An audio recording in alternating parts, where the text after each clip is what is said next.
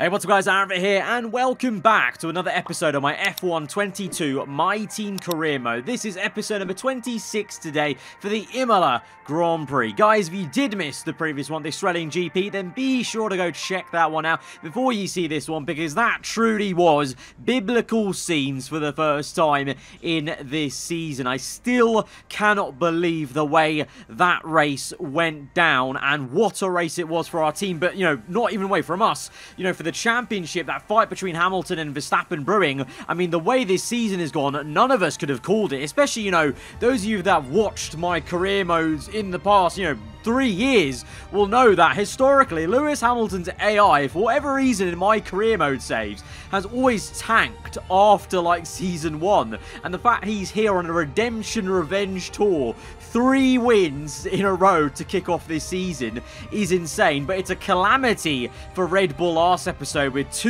double DNFs, and Verstappen DNF'd out the race, completely, not just even slowed down like he did in Jeddah. And then of course his downfall was our gain, with Albon getting 2nd place ahead of our 3rd. So we did, well, first of all, back-to-back podiums, but then our first ever double podium, which was really, really awesome. But now we step into the unknown, because this episode is the first episode that patch 1.06 is applying to, because I actually pre-recorded the last 2 episodes because I was away on a small holiday. So now we're going to go ahead and purchase the next personnel upgrades on the fitness center to boost the racecraft awareness and the focus moderately of our teammate Alexander Albon, and the upgrades we've already made will apply to him. But that also means now, having bought that upgrade, the next upgrade I'll probably buy on the HQ side of things will be one of these build times to get us to level 3 on those facilities. Speaking about upgrades, durability, you guys pointed out to me last episode that we've actually got some literally 100% discounted upgrades, so we're going to go ahead and purchase one of those. The other one I have to wait, because I literally have not upgraded my durability to the point where I can't even do 2 simultaneous upgrades, but that is just how it is, because I just don't see the point in it. Our tyre upgrade, the major tyre upgrade, comes in for the chassis side of things, so that's going to be quite interesting to see how the tyre wear now plays out around places like Imola and then just going forwards. And then here we are then, just before we go to the race weekend for Imola, we've got Alexander Albon now 90 rated. So Alex was 83 rated when he got that 2nd place ahead of us around Melbourne. So can you imagine at the level he's going to be driving at, 90 rated? His focus still says 26, but that's across the board. Even every AI, I think the highest focus is maybe Piastri, because he's a new driver to the grid, but every other driver has such low focus, so there's definitely something broken with the focus, and I think that's actually something Cody's are still looking at for the next patch. But the final other thing with regarding to patch 1.06 coming in is this R&D graph. Now, going into Imola, because of that other major tyre upgrade, we are now officially the 2nd best team on the grid. We've leapfrogged Ferrari and Mercedes with that major tyre upgrade. Thing is, though, I don't think this is going to last. So if you're looking at that thinking, oh my god, we've done some insane progress to be this far up, and now we're going to be here for this season, and we could even challenge maybe these 2 teams, Red Bull and Mercedes, I just don't think it's going to stay the same way, because now we've got, you can see on the top right, 700 R&D points, just about 750. All the upgrades now that we've got to buy, they're all on the north of 1.5k. So I think from now on our R&D progress is going to slow down so much. And remember, we've got reduced R&D, we've got reduced cash. The AI teams around us, it's only a matter of time before they wind up for a load of upgrades like we saw McLaren do last season. You can see they're all kind of plateauing, so that kind of means, that tells us they're probably all saving R&D, saving money, or developing these upgrades, and we just got to wait. Maybe it happens in Miami, maybe Monaco, or whatever point. There's going to be a point, I think, where the teams below us are going to have the same leap that we've made. We've just made it earlier in the season, and I'm sure they'll come back at us, because I just don't think we're going to remain here for too long. You can see McLaren, I think, because they're literally on top of Alpine in terms of the same R&D level they're at, and they're both in a straight line, you can't even see the difference between Alpine and McLaren on that chart. They don't even exist on the chart because I think their lines are basically on top of one another. So this is definitely going to solidify then this whole group of cars that I think are fighting consistently of, you know, Alpine, McLaren, Haas, and the Ferraris, who we know are performing a lot lower than at the level that it says they are here on the R&D chart because of the individual AI drivers' focuses being so low. I think Leclerc just performing so poorly after losing the championship, as I've said many times, I think is a big factor, I think, with his momentum. And then for us, I mean, this is just very exciting going into Imola, being the second best team. But what is also going to be a curveball then is, of course, with the new 1.06 patch, there is a new handling model. The rear end is a lot less loose. The engine torque is a lot different. It's almost like, you know, the FIA in the game have given us all a technical directive of how the power is delivered.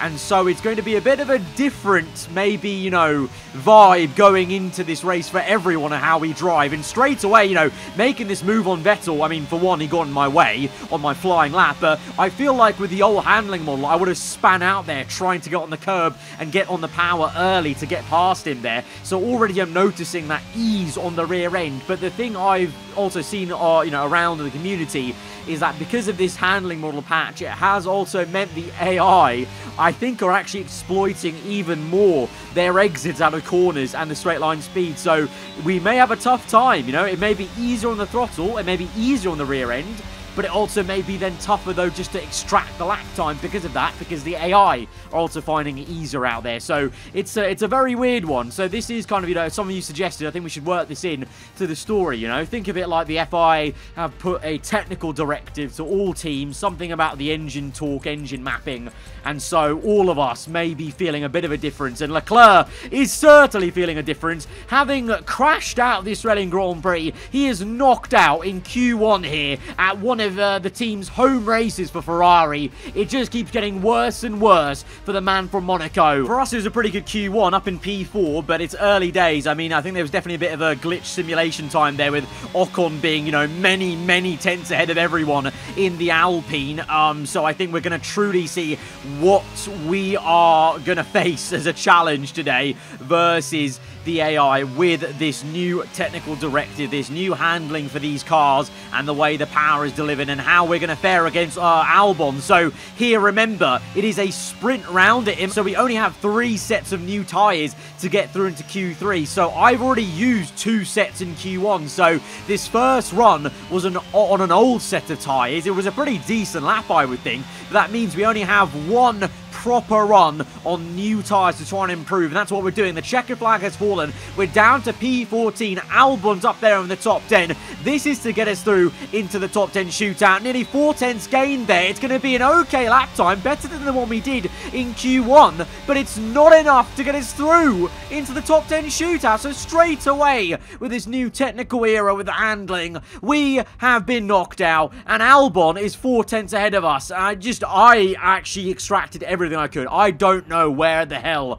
I would have gained 4 tenths around that lap. So Albon has me in the back pocket again, but this time I think it's more because of the new handling model being there, because I think I was pretty good around him last season in Season 1, and it's, I think, you know, one of my better circuits, I think, in terms of pace versus the AI. So I think that's more so the difference in the handling, making a big difference, going towards Albon, going towards everyone. Piastri makes it through into the top 10, showing up Leclerc even more that he got knocked out. The 2 McLarens make a feature in the Q3 for the first time, so definitely can see their improvements. But Verstappen, Hamilton up there. Ocon, though, looking very sharp, I must say, in the top 2 still in Q2, so maybe genuinely he is going to be up there fighting for the front row positions. I don't know. I mean, we've been knocked out, so we have to go to the grid for the sprint race then, and we'll see how that last qualifying session played out. Welcome to today's sprint. This is shaping up to be another fantastic weekend.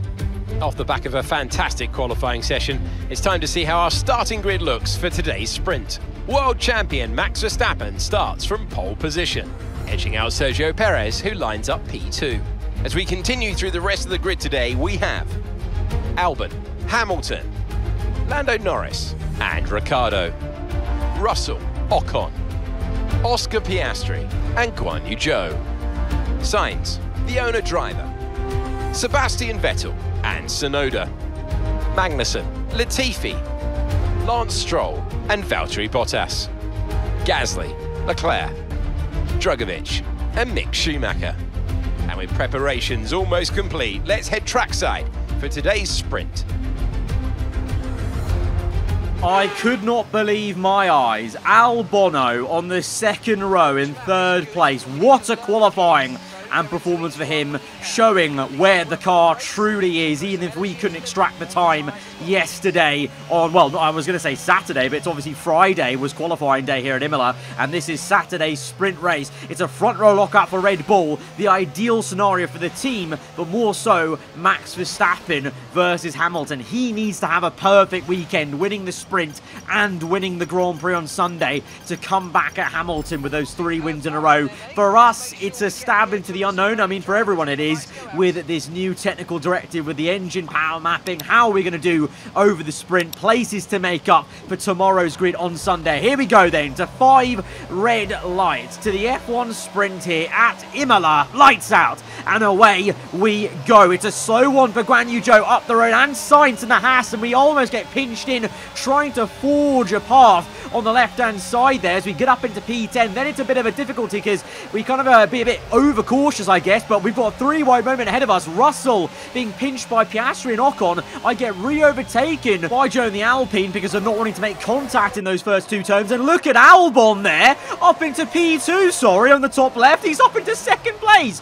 And let's look at a replay of that from the second row of the grid. Perez with a slow getaway, Verstappen with a perfect exit that he needs in this sprint to retain the sprint win, but Albon with the dive bomb into the left-hander pinches Perez there. Perez gets caught up on the curb ultimately, and that's the thing that does it for him, and Albon is up into P2. This is amazing. See, I can't believe it. 90 rated Albon performing so damn well in our car. I am one proud teammate and team owner here today. This is amazing, but it's also showing us up massively, I must say. But Verstappen leads the way then from Albon. Bit of a big gap though, and he's already under pressure from Perez within 1 second. Hamilton, Norris leads the 2 McLarens in P5 and P6. Bit more improved for them in the Papaya team. Russell once again really not liking this second season. He's not treating him too well in terms of his performances and is lacking a bit of speed there. Then it's a Ferrari, well, a Ferrari sandwich with the bread being the 2 Alpine cars of Ocon and Zhou Guan Yu, as we're now going to catch up to the Alpine in question. Yellow flags up the road. Can we make a move though somewhere on the left-hand side? Maybe Guan Yu Zhou. Oh, he's broken early and he's brake checked us. Norris with the engine failure. We've somehow not collected Norris. I think we have maybe collected the Alpine up the road, but that is perhaps the biggest crash that we've had on this game so far, and it's because of the Alpine ahead of us, of Zhou brake checking us a bit. You know, I think he must have backed out the throttle due to the yellow flags, but I had no idea what was happening up the road. I knew there was yellows, but I thought I could still maybe make an overtake once we're past the yellows, but little did I know Norris was retiring on the left-hand side. So in hindsight, even if I didn't crash with the Alpine, I may have had to take some avoiding action with Lando having a failure on the left-hand side. But I feel like still the Alpine kind of did brake a bit erratically in the middle of the circuit. He could have just let off and kept to the right-hand side. Instead, he put the brakes on and turned left into where I was going. So it's a bit of a racing instance. No one's fault, really. It all came at me so fast, but that is not the way I wanted to end this sprint. That is it.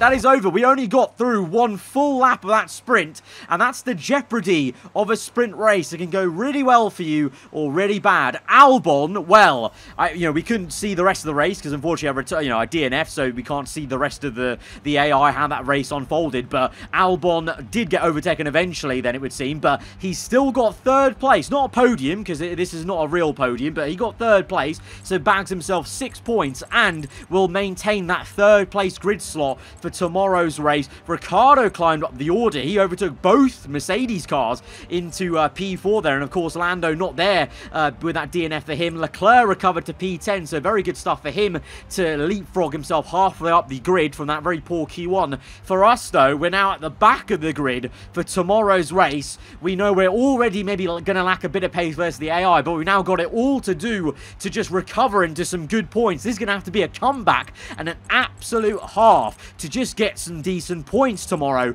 on the Sunday. And it all happened because of just, a couple of seconds. It all came at me so quickly, that Alpine. And, one of the quickest crashes, biggest crashes we've had on the game so far. God. Welcome once again to the Autodromo Internazionale Enzo and Dino Ferrari. The clue is in the name. This is very much Ferrari home turf, and the locals will be out in force today to support their team in what we hope will be a magnificent spectacle of motorsport. On then to the Emilia-Romagna Grand Prix. A lap of Imola, anti-clockwise of course, unlike most Formula One circuits, will take our drivers round 3.1 miles of track. 19 turns, 9 right-handers and 10 left. Drivers will need to be precise at the hairpin turn 7, given the subsequent uphill section. Without a good exit from that corner, they'll lose a lot of time on that stretch. Let's run you through the driver grid order for today's exciting race. Max Verstappen put in a fantastic lap yesterday and he'll start from pole position. Sergio Perez lines up alongside. As we continue through the rest of the grid today, we have Albon, Ricciardo, George Russell and Hamilton, Ocon, Oscar Piastri, Joe and Charles Leclerc, Sainz, Magnussen, Mick Schumacher and Vettel, Bottas, Gasly, Yuki Tsunoda and Nicholas Latifi, Stroll, Drugovich, the owner driver, and Lando Norris starts from the back of the grid. And now it's time to head down to the track. It's race day yet again, and joining me for a chat, Anthony Davidson. And our racers are certainly in for a rough day today. What will you be watching for as they go down into turn 1? Well, the start of the race is always one of the most nerve-wracking parts. You have to hope that everyone is able to get off to a clean start, and this is possibly the trickiest part of the entire race. So many drivers in such a small space, and finding your braking point into turn 1 as well. It's a testament to the driver's skill that there aren't more incidents.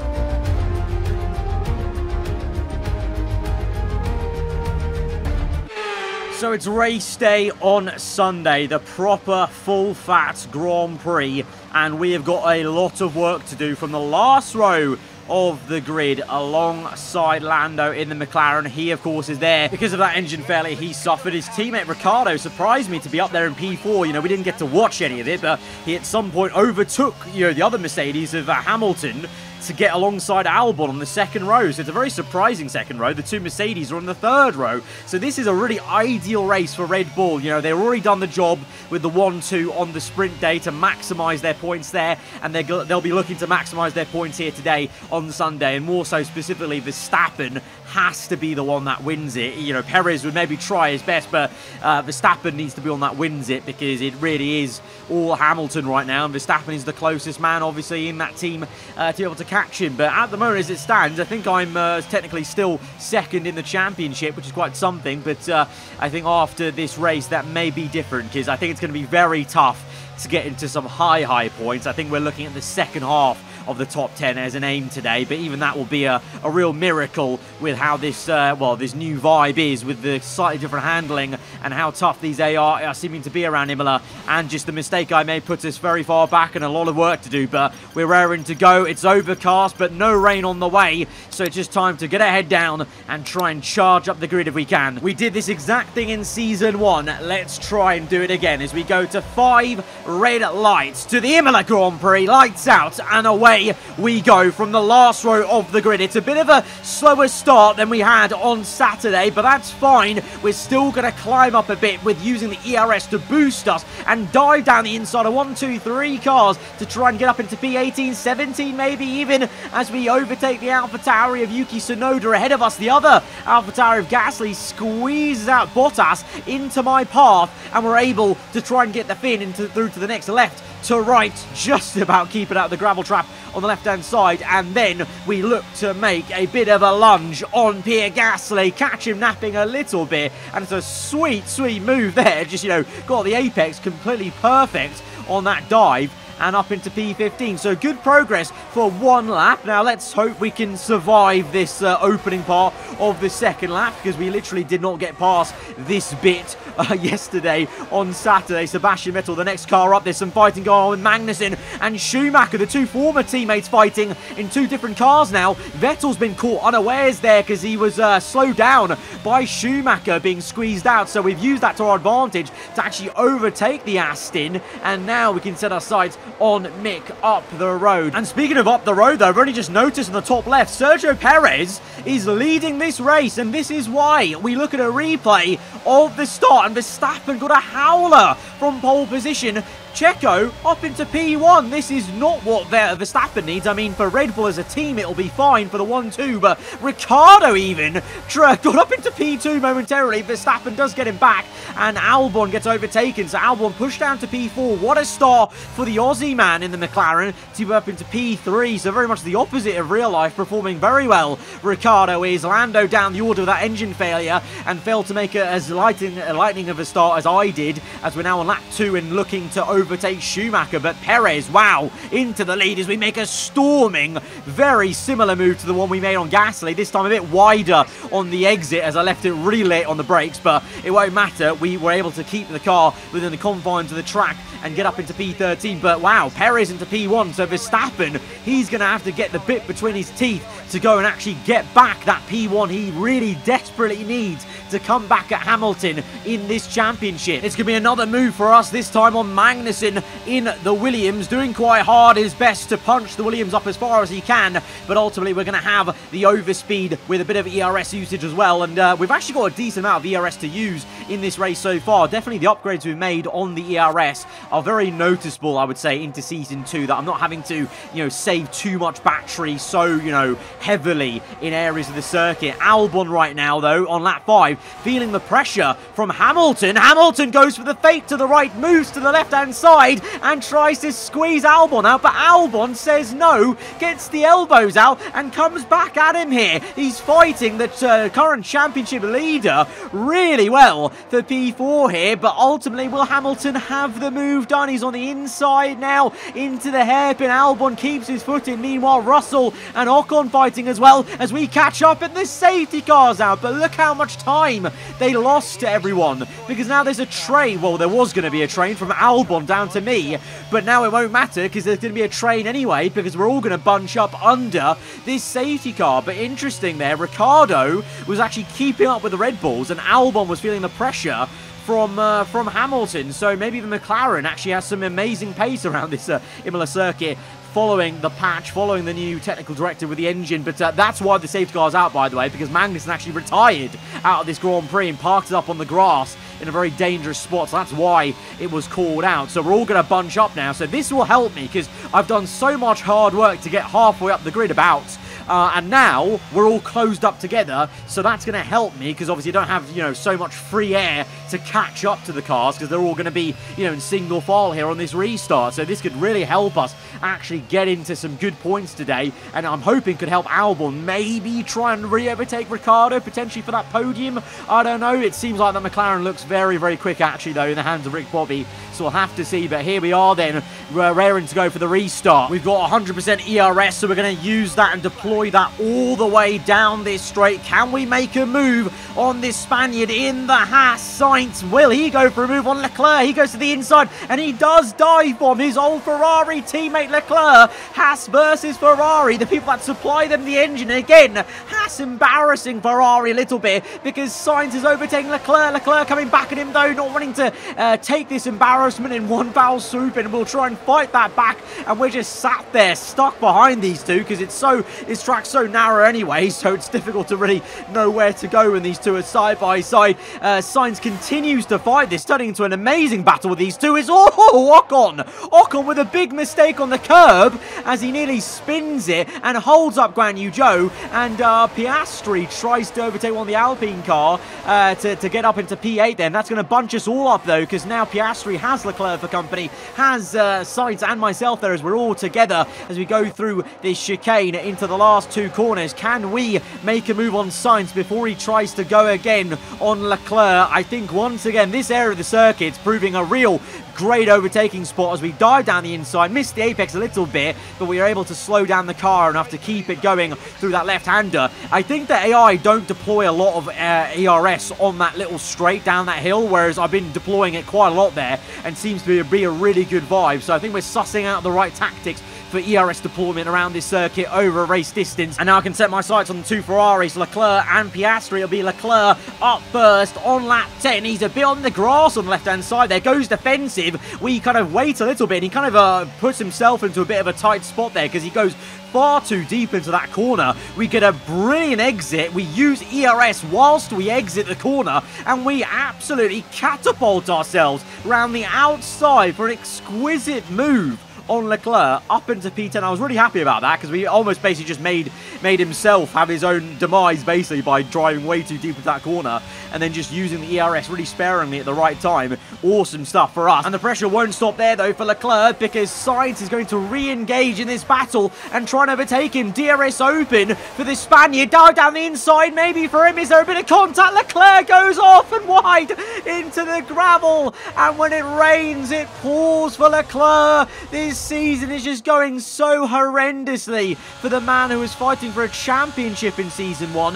Sainz proving a point here in his Haas on the inside, just piles the pressure, and Leclerc makes a big mistake. You can see that lock up on the front left, and he's just in the gravel because of it, and now he's way down the order. Meanwhile, on the opposite end of the spectrum, at the sharp end this is, Perez still leads the way, but for how much longer? Verstappen looks like he wants to try and sort this out as early as he can on the outside with DRS. This is going to be a great overtake if he can pull it off. The 2 Red Bulls make a bit of contact. Verstappen elbows out, and look at Daniel Ricciardo. He's literally a couple of tenths behind the top 2 spots. Piastri and Guan Yu Zhou fighting, making a bit of contact there with the Alpine. Piastri did, and ultimately allows us to get the Alpine. So thank you very, very much to Piastri for helping out with that move, and now we'll try and overtake him in the next lap or 2. But Verstappen into the lead, a crucial overtake for him and his championship recovery versus Lewis Hamilton. Also interesting to note, the 2 Red Bull cars, they started on hard tyres. This is the first time I've seen front runners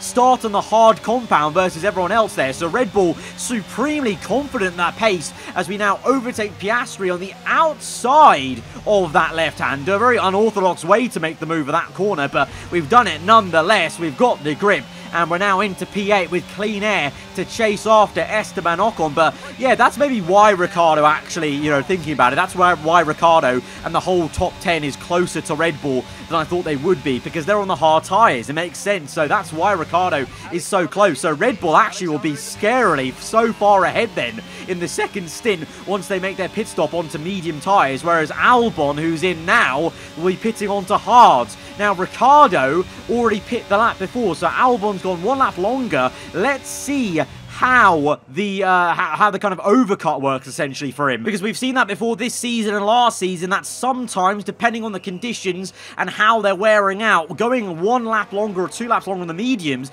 is actually better, and you'll actually overtake and gain time, and that's exactly what Albon is going to do. It's a masterclass strategy from his side of the garage as he overtakes Ricciardo there out the pit. Ricciardo right up his gearbox because he's on warmer hard tyres, but it's such a difficult circuit to overtake at that, Ricciardo's not going to find it easy there. So Albon will put himself in the frame back again for 3rd place and that actual podium spot, because of course the sprint race 3rd place is not a technical podium, but Albon could be on now for the proper podium here at Imola on Sunday. Great stuff, and that's also why I was happy to go even longer than Albon on the mediums, because I reckon around here the hards are going to be so difficult to warm up, which we'll see now as we exit the pit lane. So I think we'll actually gain a bit of time on Ocon, the Alpine we're chasing, and I don't think we'll be pressurized by Zhou in the other Alpine too much, as we're going to exit the pit lane. There goes Ocon, and then you can see the other Alpine is really nowhere to be seen there. So we are going to remain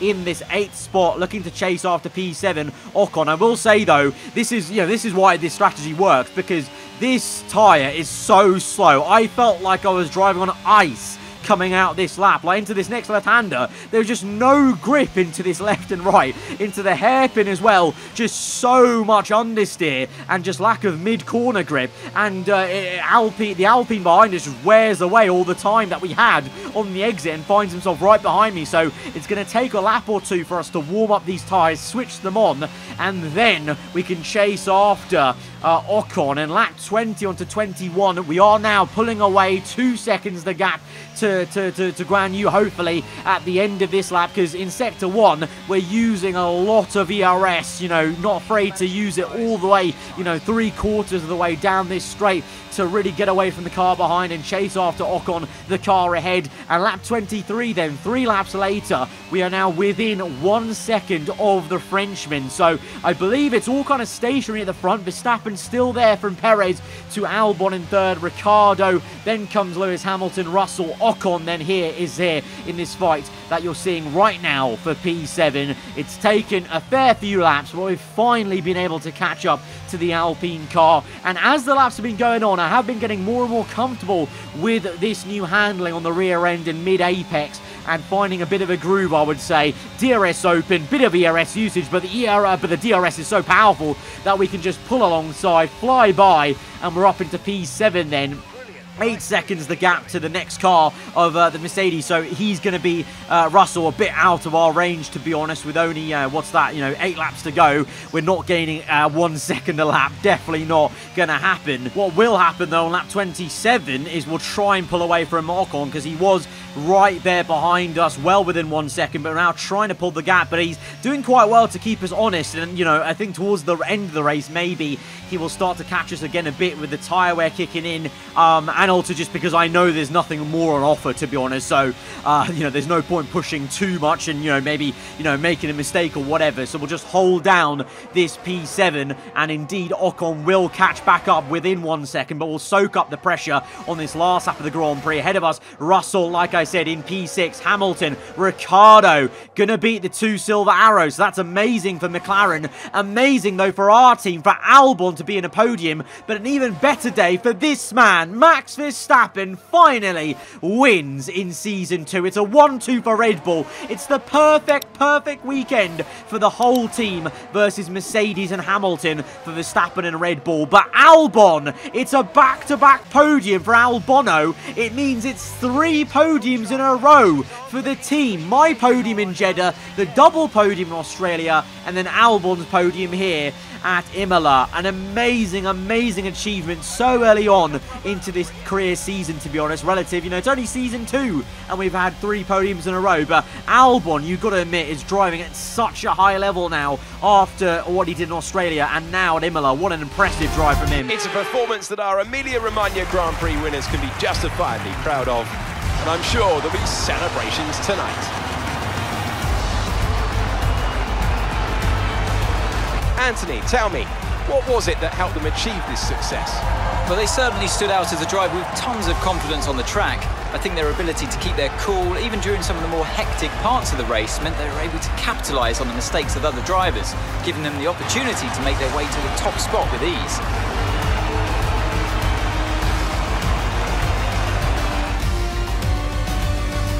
The drivers are en route to the podium as we speak. What a fantastic win for the Red Bull team.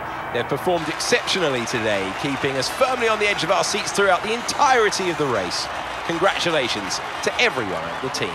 It's been pretty much a perfect weekend for Verstappen in terms of the results there. For a second, I thought Perez may steal the show and ruin the plans, but he has won the sprint and the main Grand Prix to maximise every point he could.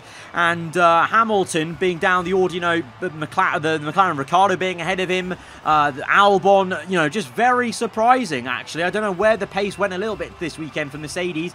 Maybe the performance patch of Red Bull being bumped up a bit, definitely helping that. But, very surprised by Ricciardo and Albon and very impressed by those two for their performances. Albon especially, though, in our team, 90 rated now.